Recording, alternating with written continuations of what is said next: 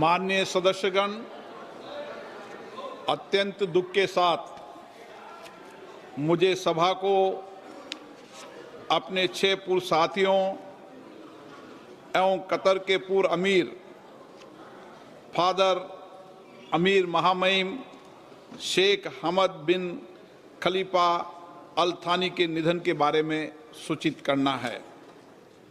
श्री नादेन दला भास्कर राव अविभाजित आंध्र प्रदेश के खम्मम संसदीय निर्वाचन क्षेत्र से, जो अभी तेलंगाना में है, 12वीं लोकसभा के सदस्य थे। वे उद्योग संबंधी संसदीय स्थायी समिति के सदस्य भी रहे। श्री राव आंध्र प्रदेश के मुख्यमंत्री भी रहे और उन्होंने आंध्र प्रदेश के सरकार में मंत्री के रूप में भी कार्य किया। श्री नादेंदला भास्कर राव का निधन 90 वर्ष की आयु में 22 अप्रैल 2026 को हैदराबाद तेलंगाना में हुआ। श्रीमती ओमवती देवी उत्तर प्रदेश के बिजनौर संसदीय क्षेत्र से 12वीं लोकसभा की सदस्य थी।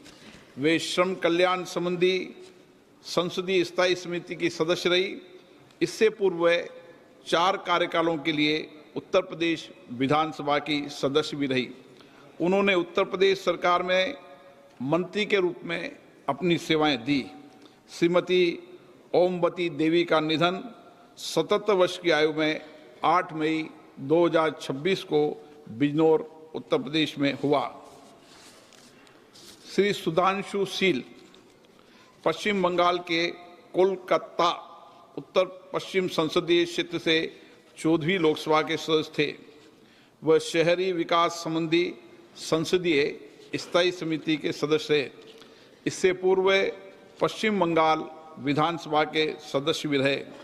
श्री सुधांशु शील जी का निधन 81 वर्ष की आयु में 14 मई 2026 को कोलकाता पश्चिम बंगाल में हुआ।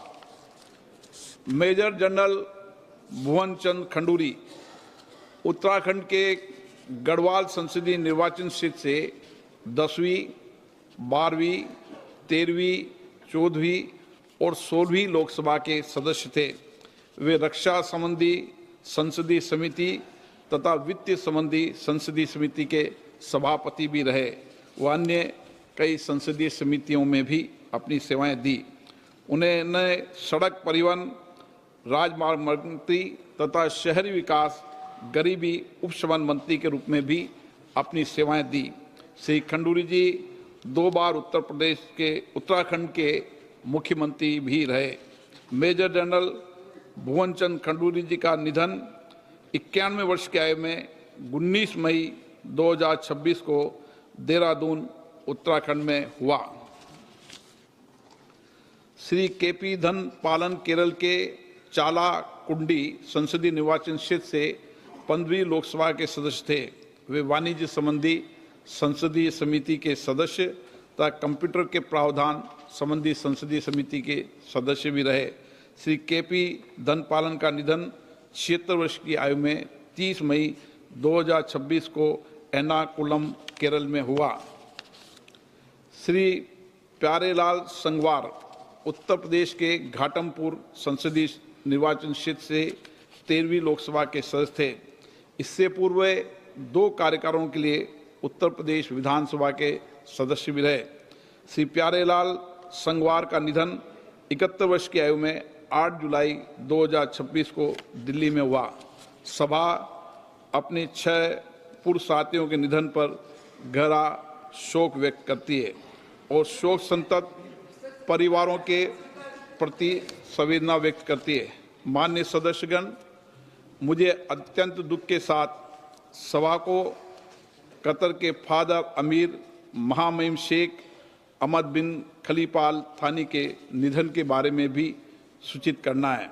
महामहिम शेख अहमद बिन खलीफा अल थानी ने जून 1995 से जून 2013 तक 18 वर्षों तक कतर के अमीर के रूप में कार्य किया। उन्होंने आधुनिक कतर की नींव रखी और उसे विकास और समृद्धि की महान ऊंचाइयों पर पहुंचाया। उन्होंने भारत कतर संबंधों के संवर्धन में भी महत्वपूर्ण भूमिका निभाई। महामहिम शेख अहमद बिन खलीफा अल थानी का निधन 74 वर्ष की आयु में 12 जुलाई 2026 को निधन हो गया है। सभा महामहिम अमीर शेख अहमद बिन खलीफा अल थानी के निधन पर कतर के लोगों और शाही परिवारों के प्रति अपनी गहरी संवेदना व्यक्त करती है। अब सभा दिवंगत आत्माओं के सम्मान में मौन रहेगी।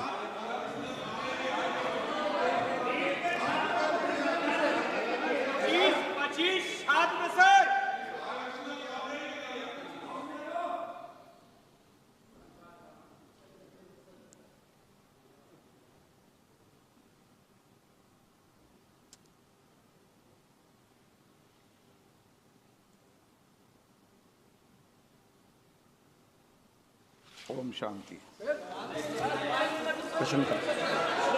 प्रश्न मान्य सदस्यगण, प्लीज आप निधन संबंधी उल्लेख के समय सदन की मर्यादाओं को बने रहिए। अपेक्षा तो करते हैं ना हम, नहीं, सदन के अंदर ये अपेक्षा है कि कुछ मर्यादाएं सदन की हमेशा रही है। उन मर्यादाओं परंपराओं को पालन करना सबकी जिम्मेदारी है। मैं यही आपसे अपेक्षा करता हूं। नो, मेरी सदन में हमेशा ये अपेक्षा रहेगी सदन की परंपरा और प्रतिष्ठा को बनाए रखें। मैं सबको उचित समय देता हूं, सार्थक चर्चा हो, संवाद हो, तर्क हो, इसके लिए संसद है। आप तर्क से चर्चा करें, नारेबाजी से संसद की मर्यादा नहीं बनती है। प्लीज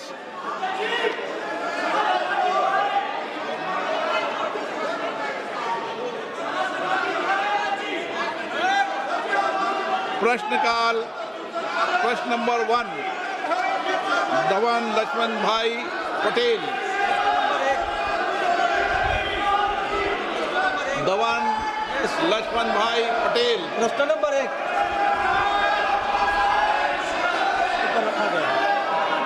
मेरा प्रश्न मंत्री जी से यह है कि भारत की पांडुलिपि विरासत के संरक्षण हेतु प्रारंभ की गई ज्ञान भारत का पहला उद्देश्य और उसके प्रमुख घटक क्या है, तथा दक्षिण गुजरात के वलसाड संसदीय क्षेत्र के दोड़िया, कोकड़ा और वाली जैसे जनजाति के मौखिक और पांडुलिपि परंपराओं के दस्तावेजीकरण किया जा रहा है और इसमें AI का उपयोग किया जा रहा है। माननीय अध्यक्ष महोदय, विरासत हमें दिशा भी देता है, विरासत हमें दर्शन भी देता है, और इसलिए मोदी जी ने विकसित भारत की जब कल्पना करी तब रेड फोर्ट से अपने उद्बोधन में कहा था कि हमें विकसित भारत बनाना है। तो विकसित भारत बनाने के लिए हम प्रेरणा कहाँ से लेंगे? मोदी जी ने प्राण लिलवाते हुए देश को कहा था कि हम विकसित भारत बनाने के लिए संकल्प करेंगे, विकसित भारत बनाने का। दूसरापन दिलवाते हुए गुलामी की मानसिकता को छोड़ने की बात कही थी। और तीसरा प्रण दिलवाते हुए मोदी जी ने कहा था कि विरासत से प्रेरणा लेकर हम विकसित भारत बनाएंगे। हमारे मैन्युस्क्रिप्ट हमारी विरासत है, और आज मंदिर के रूप में, शोक संस्थान के रूप में, महाविद्यालयों में, मठों में, जैन भंडारों में और निजी संग्रहालयों में हमारी मैन्युस्क्रिप्ट है। ये मैन्युस्क्रिप्ट को हम ज्ञान भारत मिशन के द्वारा उसको आरक्षित करने के लिए, डिजिटलीकृत करने के लिए, रिसर्च ड्रिवन बनाने के लिए, जन सुलभी बनाने के लिए मोदी जी ने ज्ञान भारत मिशन का लॉन्च करा। और ये ज्ञान भारत मिशन के द्वारा देश में आज 1 करोड़ से अधिक मैन्युस्क्रिप्ट का सर्वे करा गया। उसमें से ये मैन्युस्क्रिप्ट में से 8 करोड़ अब डिजिटलाइज्ड हो चुकी है, और उसमें से 3,70,000 मैन्युस्क्रिप्ट आज ऑलरेडी अपलोड हो चुकी है। और उसमें माननीय सदस्य ने कहा है कि अपनी लोकल लैंग्वेज में भी कोई जो मैन्युस्क्रिप्ट होगी तो उसको भी सर्वे में शामिल करके उसको भी, उसके ऊपर भी संशोधन करा जाएगा और डिजिटलाइज करा जाएगा। माननीय सदस्यगण, संसद लोकतंत्र का सर्वोच्च संस्था है।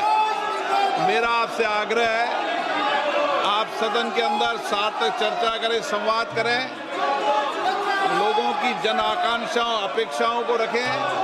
मैं सभी मान्य सदस्यों को उचित नियमों के तहत पर्याप्त समय, पर्याप्त मौका दूंगा। मेरा आपसे आग्रह है कि तख्तियां और नारेबाजी से सदन की मर्यादा नहीं बनती है। मेरा आग्रह है कि सदन का प्रथम दिन है और इस परंपरा को तोड़ना चाहिए कि प्रथम दिन सदन नहीं चलेगा। मैं हमेशा आपसे आग्रह कहता हूं कि आपको पर्याप्त अवसर, पर्याप्त समय मिलेगा। नियमों के तहत नोटिस दीजिए। सदन नियमों प्रक्रियाओं से चलता है। मैं आपको पर्याप्त समय दूंगा। अभी प्रश्नकाल है। प्रश्नकाल के अंदर नारेबाजी करना, तख्तियां लहराना उचित नहीं है। आप सब वरिष्ठ सदस्य हैं, प्लीज आपसे आग्रह है कि अपनी सीट पर बैठें, सदन चलाने में सहयोग करें। सदन नहीं चलाना चाहते, प्रश्नकाल नहीं चलाना चाहते, चर्चा नहीं करना चाहते, सदन की कार्रवाई आज 12 बजे तक के लिए स्थगित की जाती है।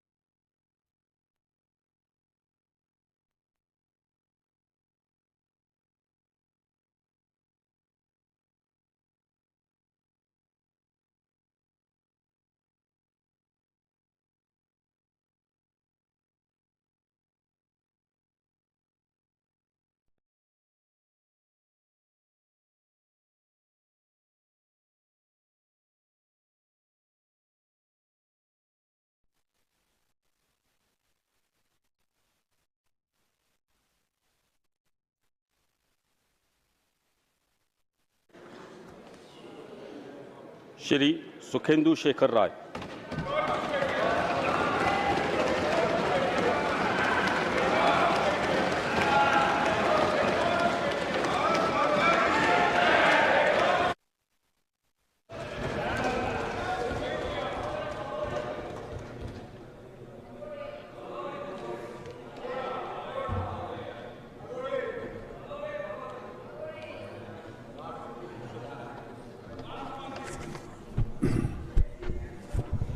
আমি সুখেন্দু শেখর রায় রাজ্যসভায় সদস্য নির্বাচিত হইয়া ঈশ্বরের নামে শপথ করিতেছি যে বিধি দ্বারা স্থাপিত ভারতের সংবিধানের প্রতি আমি অকৃত্রিম নিষ্ঠা ও আনুগত্য পোষণ করিব। আমি ভারতের সার্বভৌমত্ব ও অখণ্ডতা রক্ষা করিব এবং যে কর্তব্যভার আমি গ্রহণ করিতে উদ্যত হইয়াছি তাহা নিষ্ঠাপূর্বক নির্বাহ করিব।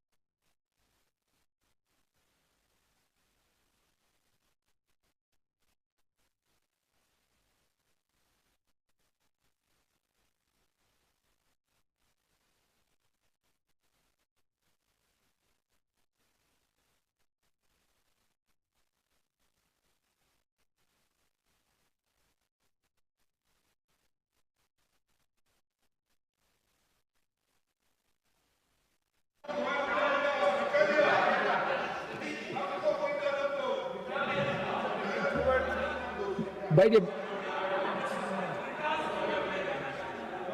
members, please. Honorable members, it is